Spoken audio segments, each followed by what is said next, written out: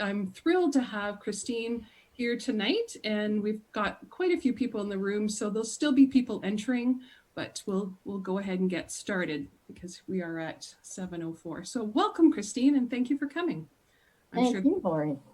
you're welcome. So yeah, this is very exciting. Yeah,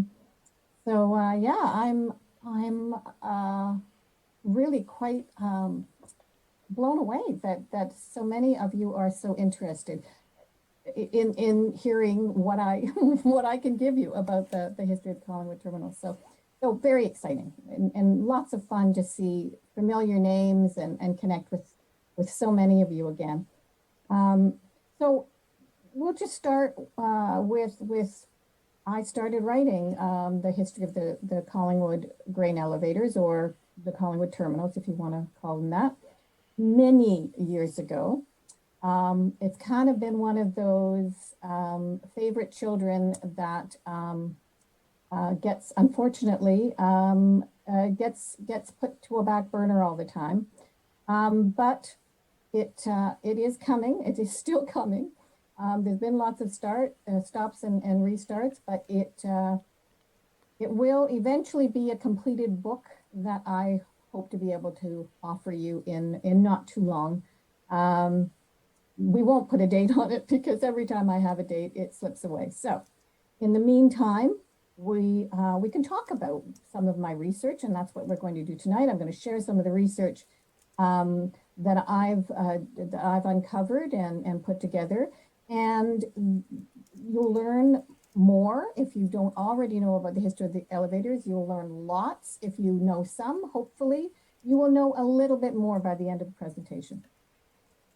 What I do want to say is what it will not include. So I'm choosing to not give an opinion, although it will be hard not to subtly give my opinion on what might happen with the grain elevators, their ultimate, destiny, what's going to happen to them in the future, what should happen, or even their current condition, or the efforts being made or not made to remedy their current condition or their current deterioration, let's be frank.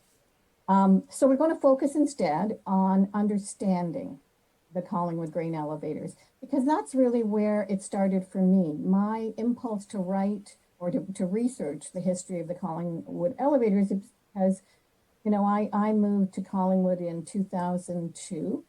And, I'd been, of course, going there as a kid and had seen the elevators my whole life, but I didn't really know anything about them. I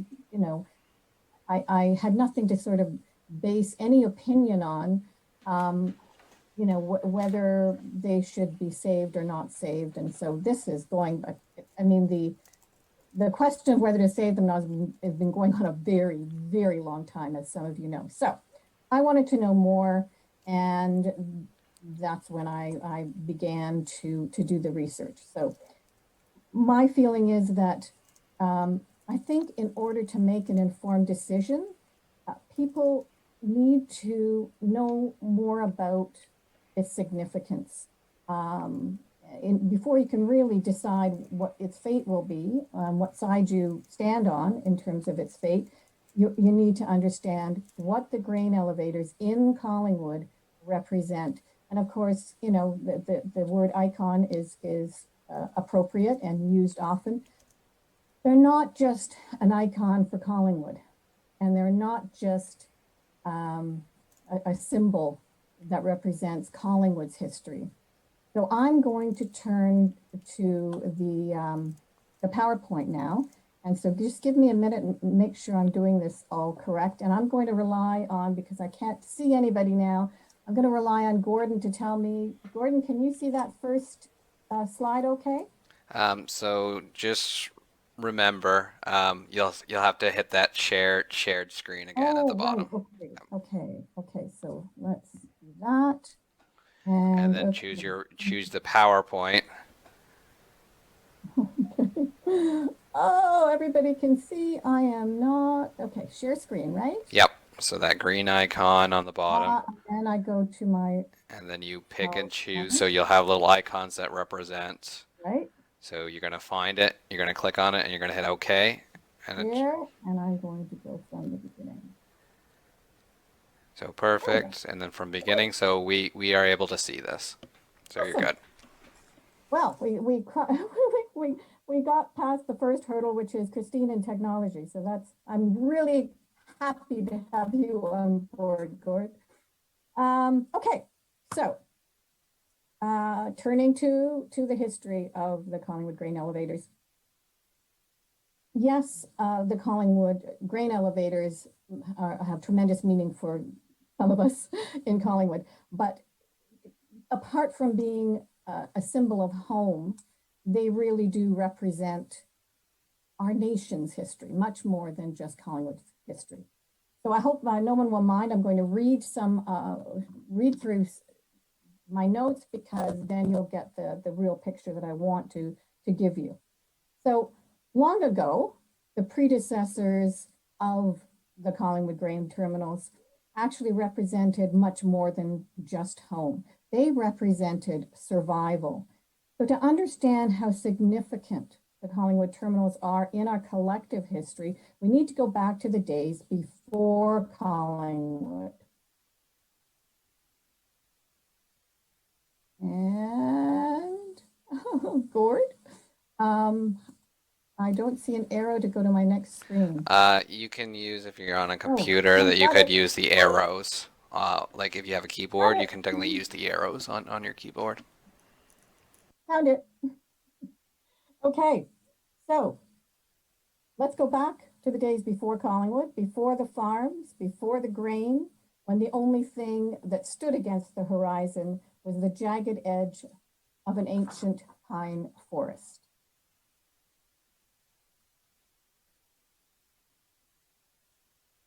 So here we are with a big abbreviated history of Canada's revolution. Now you can read these notes on these slides. You don't have to, it's going to be covered here, but I'm not reading the slides, so feel free to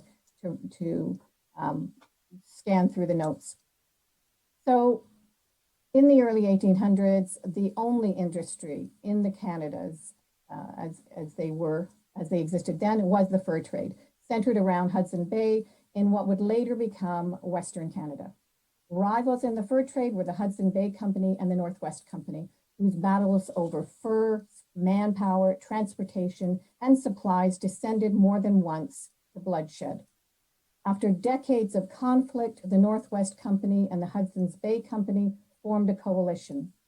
Redundancy of positions in both companies left many men unemployed, and a mass migration began of settlers searching out new land grants and industries able to sustain them. Farming offered little in the way of commercial gain, but with hard work, a fertile patch of land might allow a man to keep his family fed. With the territory farther west still dominated by the shrunken fur trade, they traveled east, mainly taking up new land grants in Upper Canada and Lower Canada. As their farms prospered, farmers found they had more than they needed, but with no means of marketing their excess grain, it was of no use. How beneficial it would be if only they had a way to sell their excess grain and use the cash to buy the sorts of things they couldn't grow or make themselves. The transportation by wagon to marketplaces consumed precious time that a farmer could not afford. And on the crude roadways of the time, the risk of damage to carts and horse teams was too great for what could be earned from a single farm's surplus. If farmers could find a way to pool their surplus and transport it to a single point of departure close to home, it could be shipped onward from one storage depot to the next until it reached its destination market. And so the first grain storage facilities were born, where surplus yields from local farmers were bagged in burlap sacks until enough had accumulated to cover the cost of shipping, with, of course, a margin for profit left over. Grain was transported by wagon to the Great Lakes and thence went to markets in the east by boat. Until the 1830s, the entire shipping fleet on the key route from the west through Lake Simcoe consisted of a few small sailboats and a single schooner, which served both freight and passengers for many decades. The first steamer on Lake Simcoe, a side-wheeler called the Sir John Cockburn, moved at such a glacial pace that on its maiden voyage, it took a week to circumnavigate Lake Simcoe. Now we're going to condense what is probably the most significant element of Canadian history into 2 words: the railway. The whistle of the first train to arrive in Holland Landing in 1853 signaled a new era as the Iron Giants took the stage as unrivaled champions of overland transportation. By 1855, the railway had reached Collingwood and the edge of Lake Huron. From there, goods and passengers traveled by steamship along the long-standing water routes to the head of the lakes, Fort William and Port Arthur, today's Thunder Bay, where they went overland to points north and westward. Now I have you all more or less where I want you. You've just entered the age of the first grain elevators. But before we move ahead, let's just stop a moment to define just what the heck a grain elevator does. Grain elevators receive grain, they measure and weigh it, and then store it dry until it is purchased. Once it's purchased, the grain is unloaded from the elevator and shipped out by ship, train, or truck. Since grain pours down and also out at the same time, the walls of a grain silo need to be secure and leak-proof to prevent stock losses.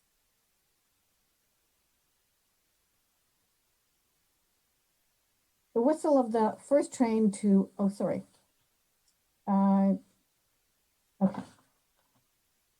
So what are all the contributing factors to the success of Canada's grain trade? Well, by the 1830s, the production and shipping of grain has begun to monopolize Canada's industrial landscape. This was helped by Canada's growing worldwide reputation as producer of the world's finest wheat. We could spend an entire evening talking about just that. So that's very important to why all of this occurred. But the costs associated with time and labor and manually transferring grain from the holds of ships into storage buildings was cutting into profits. There had to be a better way, and there was. A fellow from New York by the name of John Dart improved upon an earlier invention to give us, in 1832, the first grain elevator capable of moving grain into and out of its own storage facility. And now, at last, we get to Collingwood. So here's a photo, and I know George is in our audience, so thank you, George. Here's a photo of what is thought to be the first official, and I'm using air quotes with that, grain elevator in Collingwood. Probably the one erected by the Ontario, Simcoe, and Huron Union Railroad in 1855, although another source says 1862. It's entirely possible that both dates are correct, since fire was a constant threat to the wood construction of the time, and it may have initially been built in 1855 and then burned and was rebuilt. So both dates could be the same. So you can see that it's really not much more than a single silo built onto the side of the storage shed at the wharf. So that storage shed was multi-purpose. It wasn't just for moving and storing the grain. So it was not wholly dedicated as elevators were, but it worked, it incorporated some of the principles of Dart's mechanism, Dart's elevating mechanism. So let's take another big leap in Canadian history.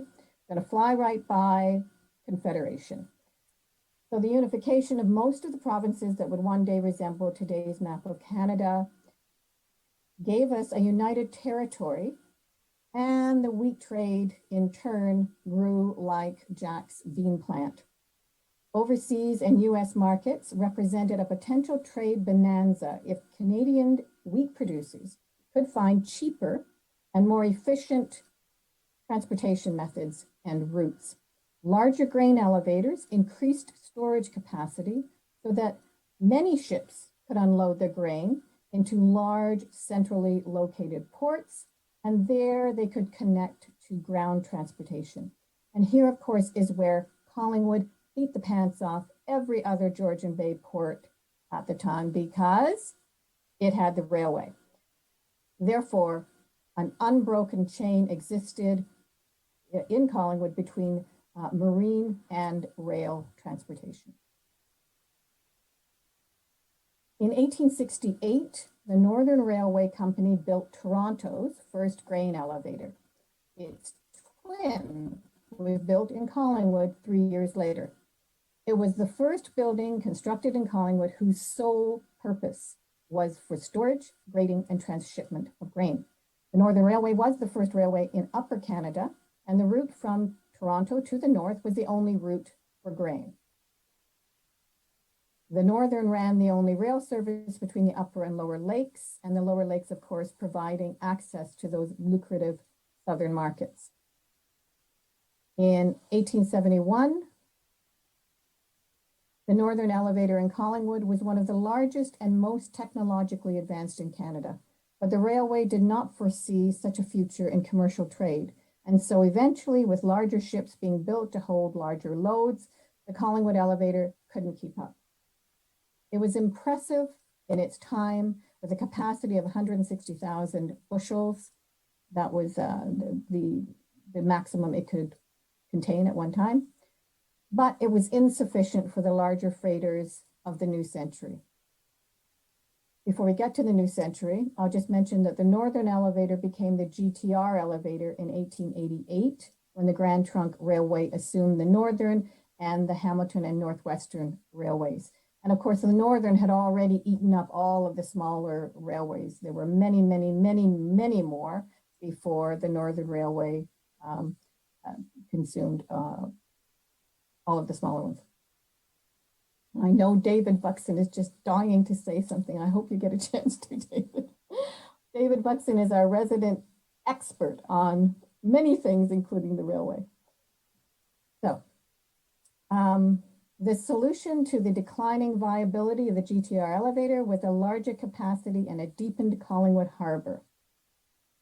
The rock bottom of the Collingwood Harbour is what was the deciding factor in the railway choosing Collingwood as its harbour, because the competing harbours of Midland and Owen Sound had sandy bottoms. But at this point, at the turn of the century, the rock bottom means they can't deepen the harbour without at great cost. So in the early 1900s, they were really in a quandary. What had made Collingwood's harbour so outstanding was now a huge drawback because, of course, there wasn't enough depth for the larger ships. So I'd like to pause for just a moment to think how significant the impact of the potential loss of the grain trade would have been for Collingwood in the early 1900s. Here is a town that has built itself upon the being a key transportation route. So you can imagine there was a whole lot of heated argument and jumping up and down and people losing their minds over this. A lot of government appeals and Board of Trade motions and lots of fiery discussions at council. So all sorts of things were being looked at to find a way to deliver Collingwood from its grain trade doldrums. Meanwhile, advanced methods of construction and new horizons in architecture were brought to the world stage by a French architectural visionary named Le Corbusier. Now, that was a name he gave himself based on his historic surnames, but suffice to say, this led to a whole new method of construction using concrete. And it was now they had a way to pour concrete into wooden molds and construct concrete buildings. And of course, elevators.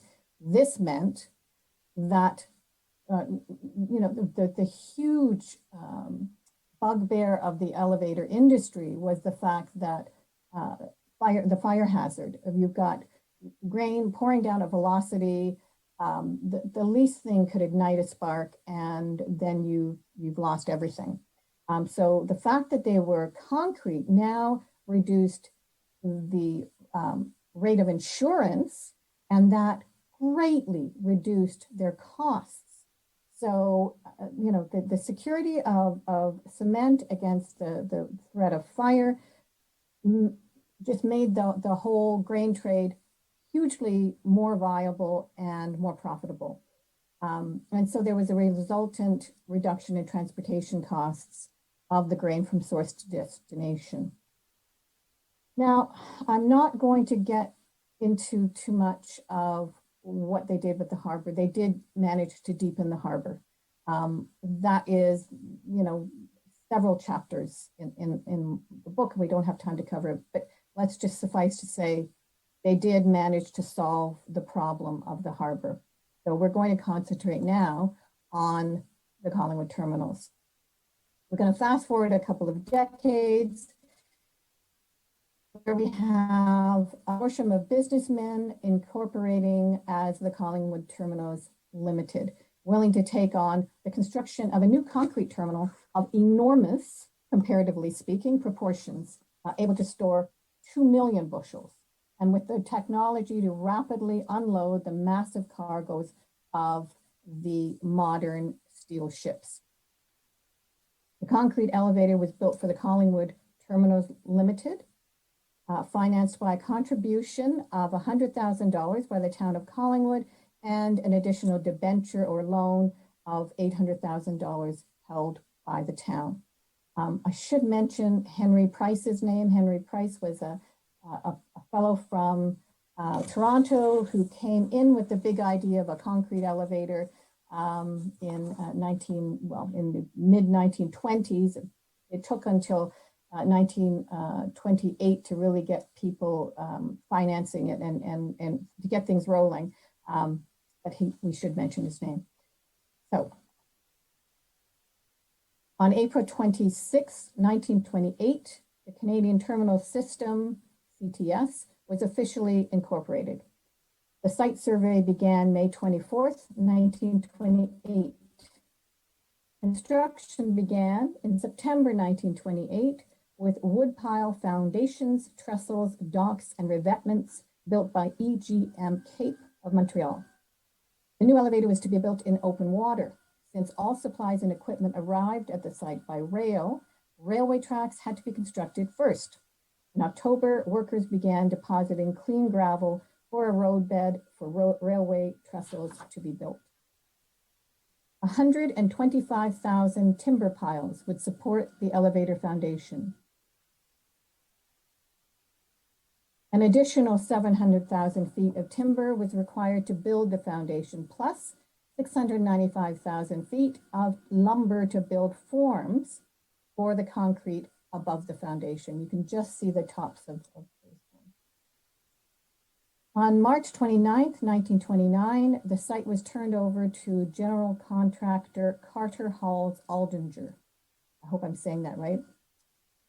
In April, construction began on the structure required for the basement before the concrete could be poured, and workers began constructing circular wooden slip forms for construction of the bins.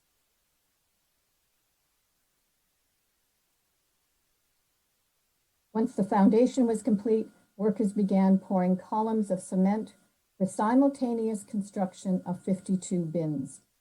Concrete pouring for the bins began May 30th, 1929, and continued nonstop, 24 hours a day for 30 consecutive days to prevent cracking. 26,500 barrels of cement were poured. In July 1929, the superstructure was added, 4 stories to house machinery, belts, carriers, and other equipment required for the upper parts of the bin structures. The historic first honor went to the steamer Munising that arrived on September 14th, 1929, with a cargo of 275,000 bushels of corn. And you can see on the left of the elevator, that is the steamer Munising. 4 days later, the Collingwood Terminals accepted its first load of wheat, consisting of 65,000 bushels from the steamer Aga. On September 23rd, 1929, the first grain to leave the Collingwood Terminals was loaded into rail cars. The Collingwood elevator officially opened on September 30th, 1929. Then, of course, what happened almost immediately? The stock market crash. By September 1929, financial markets in the US were in trouble. And on October 25th, 1929, Black Friday, the US stock market slipped into a coma. The anticipated commercial bonanza that had so long buoyed the hopes of Collingwood businessmen was well and truly out of reach. Business for the elevator continued to limp along. By 1940, it was in default of its mortgage and had accumulated losses of 160,000.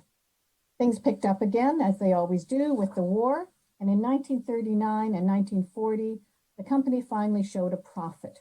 On December 28, 1942, it was listed for the first time on the Toronto Stock Exchange. By 1945, it was handling 8 million bushels per year.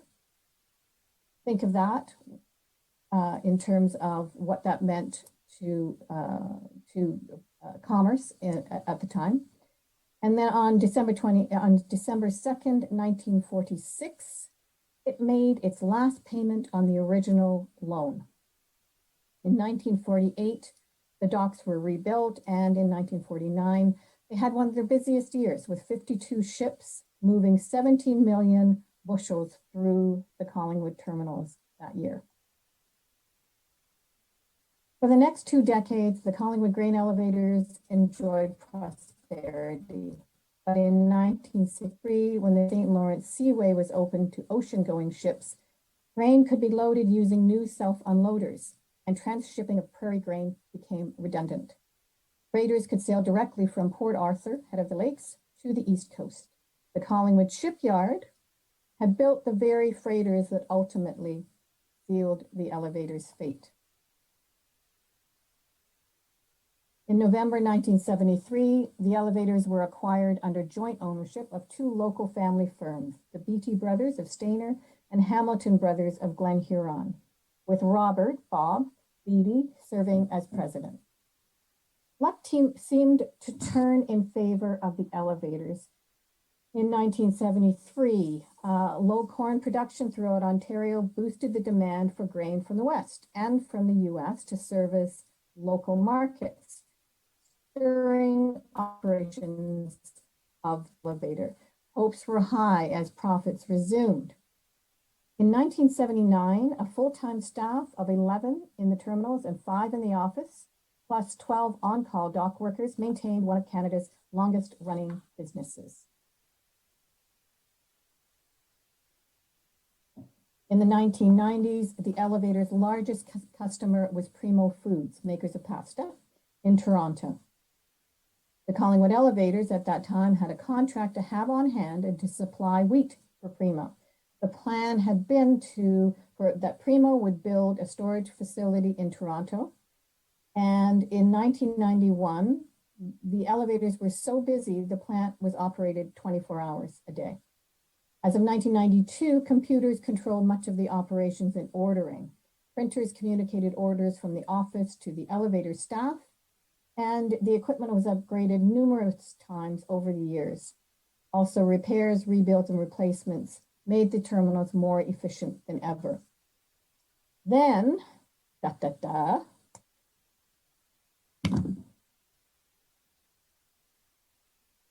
CN Rail stepped in. and offered a subsidy to Primo, making it cheaper to ship direct from Thunder Bay to Toronto. And to sweeten the deal, the railway said they would unload it straight off the ships and store it for them. No need to build a storage facility in Toronto. Well, it was the proverbial kiss of death for the Collingwood elevators. The last rail cars from the Collingwood grain elevators were filled in 1986. In 1987, the Hamilton brothers bought out the Beatties and the business went private. It was no longer listed on the Toronto Stock Exchange. For a while, local businesses kept things going. The terminals handled grain from local farms, and milling became a substantial part of the business. The establishment of Canadian Mist and NACAN in Collingwood stabilized the elevators for a while, but business dwindled and then stopped altogether once local farmers were able to take their grain directly to Canadian Mist and NACAN. The Collingwood grain elevators had become redundant, and in 1993, Frank Hamilton closed the business. The building was ultimately sold to the town of Collingwood.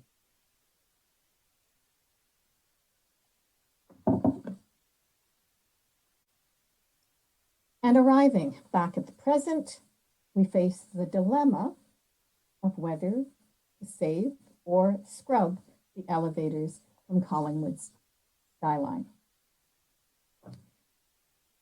Now that pretty much concludes the presentation. Okay, so let's see what time. We're at 7:59. I think that if you have any other closing comments, Christine. I don't. I do hope that some of what I've shared helps to give perspective on whatever side of the fence you sit on, or perhaps you're just interested in the history and you're not making a decision about the fate of the elevators, but certainly I just hope it was a little window into what the elevators really represent. Yes, that was really interesting, and I want to thank you so much for doing this presentation for us today. And I know everyone really appreciated it, and we'll talk about if there will be a recording of it, and also I think that's great that you have your novella. I love a novella.